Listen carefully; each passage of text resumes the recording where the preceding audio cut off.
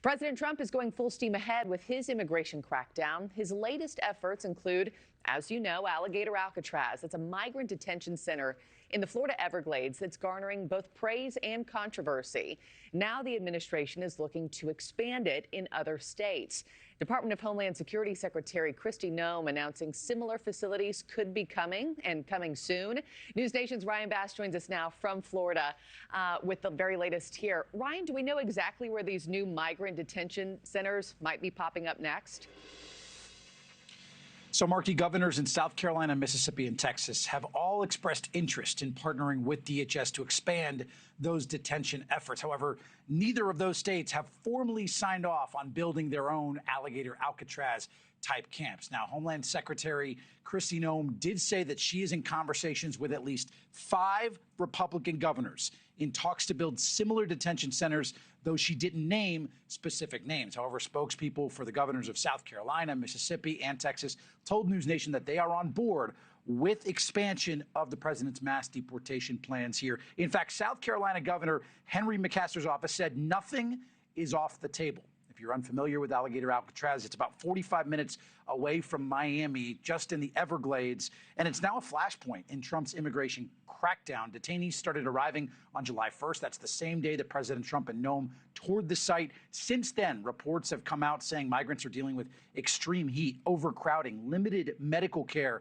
and water shortages as well. Now, Florida officials who run the site insist that conditions are fine, saying detainees have access to clean water and showers, and that conditions are just okay.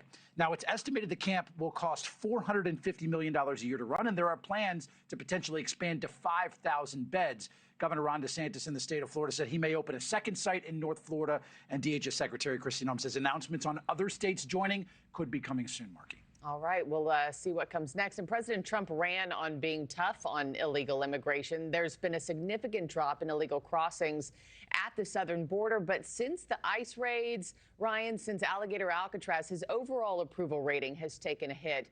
Are voters turning on Trump's immigration policies now that they see them back in play? Some people are, Markie. Look, it's the scale of these raids through ICE that's turning voters off. Remember, ICE was supposed to target violent criminals here, but they have a target of 3,000 arrests per day, and they're now deporting basically anyone with legal status or housing them in camps like Alligator Alcatraz. And in states like Alligator Alcatraz and in sites like that, former supporters are actually pushing back on the efforts that the Trump administration is doing here. New polling from CBS News and YouGov shows 56% of those surveyed now disapprove of how the president is handling immigration, and 58% oppose how detention centers like Florida's Alligator Alcatraz are being used to hold migrants. Now, that is a sharp shift from polling earlier this year. Support mostly comes from Trump's GOP base, but we've got disapproval growing among independents, among Democrats, and Latino voters, Markie, who, as we know, were a key part of re-electing President Trump. Thank you for watching. Subscribe below and download our NewsNation app right now on your phone, and you will get fact-based, unbiased news for all Americans.